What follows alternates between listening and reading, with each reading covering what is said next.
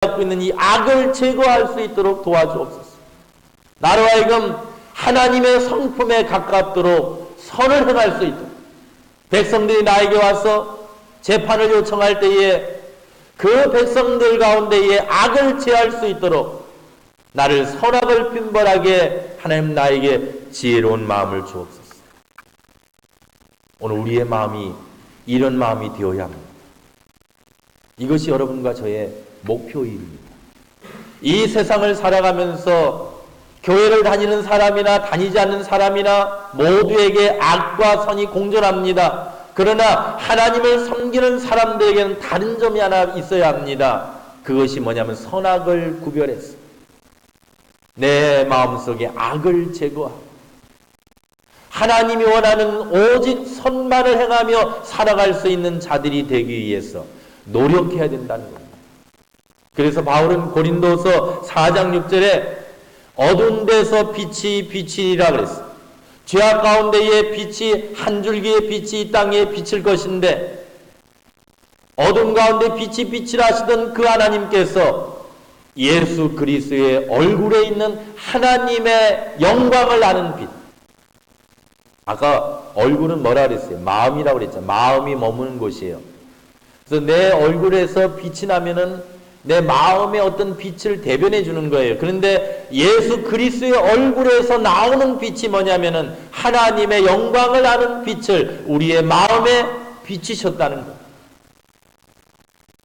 예수 그리스도의 얼굴에서 풍겨나는 하나님의 영광을 아는 그 빛을 우리의 마음에 비치신 이유가 뭘까요? 내 마음에 악을 멀리하고 하나님이 원하시는 선을 가까이 하고 선하게 살아가는 마음이 되도록 하시기 위해서 하나님이 우리의 마음에 하나님의 영광스러운 그 빛을 비추신다는 겁니다. 그래서 바울이 로마서 10장 10절에 이렇게 말씀합니다. 사람은 마음으로 믿어야 된다. 사람은 마음으로 믿어야 돼. 그냥 습관적으로 교회에 와 있다고 믿는 게 아니라 정말로 내가 내 마음에 그리스도의 빛을 받아 내 마음에 하나님을 믿어야 돼. 악을 제하고 내 마음이 선을 향하여 나가며 하나님을 믿어야 돼.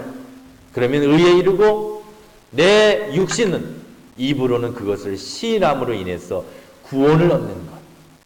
이것이 바로 신앙이라고, 이것이 바로 믿음이라고 바울이 가르쳐 줍니다.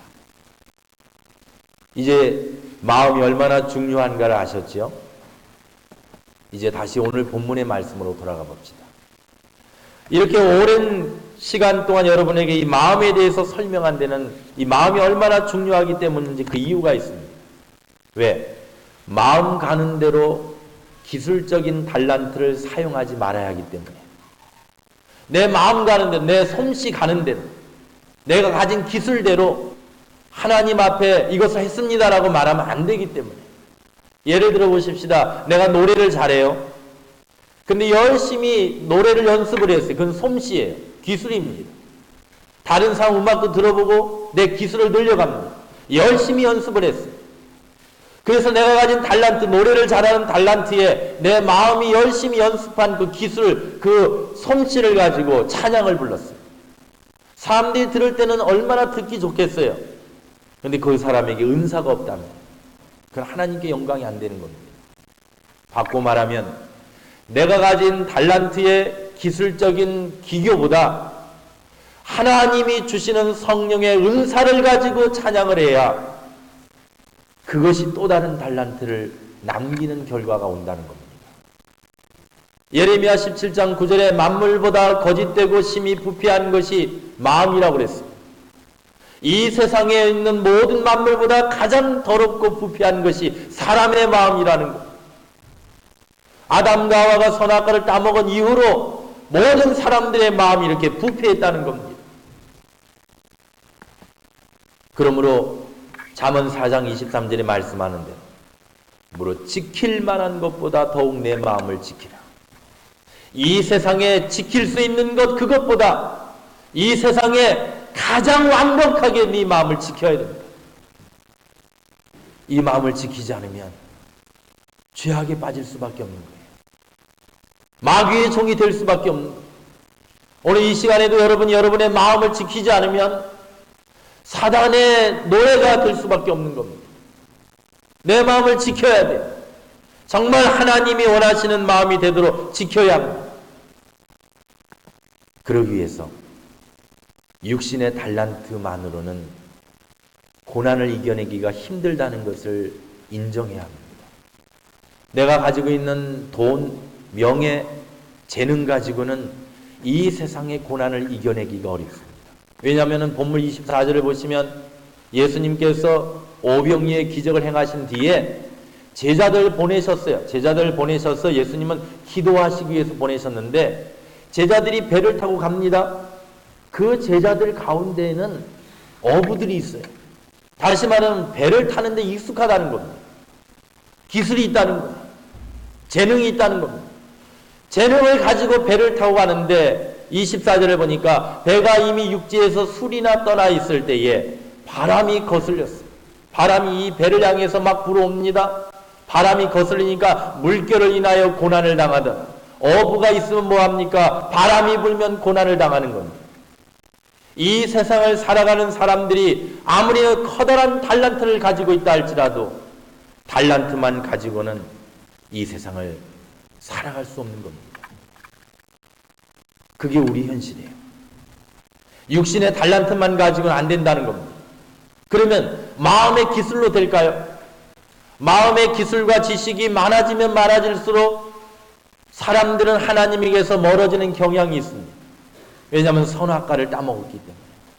하나님은 선 외에 우리의 마음속에 악이 존재하면, 우리에게 죄악이 존재하면 하나님을 가까이 할 수가 없는 겁니다. 하나님 자체가 선이시기 때문에. 일주일 동안 여러분의 삶을 한번 되돌아보십시오. 월, 화, 수, 목, 금, 토, 주일. 그 가운데 여러분이 하나님 앞에 영적으로 사는 날은 언제입니까? 물론 많은 분들이 하나님 말씀과 기도 중심으로 살 줄 압니다. 그러나 내가 나의 삶 가운데 나의 일터 속에서 기도하며 말씀 읽으며 영적으로 산다고 하지만 주일만큼은 아닐 겁니다. 주일날 교회 와서 하나님 앞에 내 육신과 마음과 영이 와서 하나님을 찬양합니다. 이것만큼은 아니라는 거예요. 그런데 이 주일마저도 세상의 기술과 하나님의 은사 속에 갈림길에 놓일 때에 많은 사람들이 세상의 기술을 택합니다. 우리 교회는 수요 예배가 있는데 한 이 가운데 한 절반 정도가 열심히 나오시고, 참 안타까운 것은 뭐냐면 내가 일주일 내내 영적인 은사 속에 살아가도 이 세상은 살기가 험악한 곳인데 주일날과 수요 기도에도 열심을 못 내는 겁니다. 학교에 기술을 배우는 일이 있으면 그쪽을 향하는 겁니다. 하나님을 향한 영적인 은사가 있는 자리보다는 기업체에 기술이 있고 학교에 솜씨가 있고 세상이 주는 어떤 쾌락이 있을 때에 그쪽을 향해 나가는 우리의 마음들이 더 크다는 겁니다. 이런 마음들을 정말로 하나님 앞에 은사를 선택하며 하나님의 영광을 선택하며 나갈 수 있는 그런 용단이 필요합니다. 저는 저희 자녀들에게 너희들 기술 배우고 음악 배우고 미술 배우고 공부 잘하고 이것보다 하나님을 잘 섬기는 사람이 되어라. 왜? 이 다음에 아무리 공부를 잘해도 내가 겪어보니까, 모든 어른들이 겪어보니까 학교를 졸업해버릴 때에 그 공부한 모든 것들이 우리의 삶에 유용합니까? 내 마음을 내가 통제할 수 있는 마음이 되어줘야 되는데 이 통제를 선적으로 학교 다닐 때에 어릴 때에 훈련받지 않고 자꾸만 세상이 주는 지식적으로만 훈련받으면 이 다음에 학교를 졸업하고 난 뒤에 이미 내 마음은 세상 쪽으로만 나가게 돼 있습니다. 너무도 간단한 원리고 너무도 간단한 진리인데도 자꾸 많은 사람들이 이 진리의 말씀에 세상의 기술을 택합니다.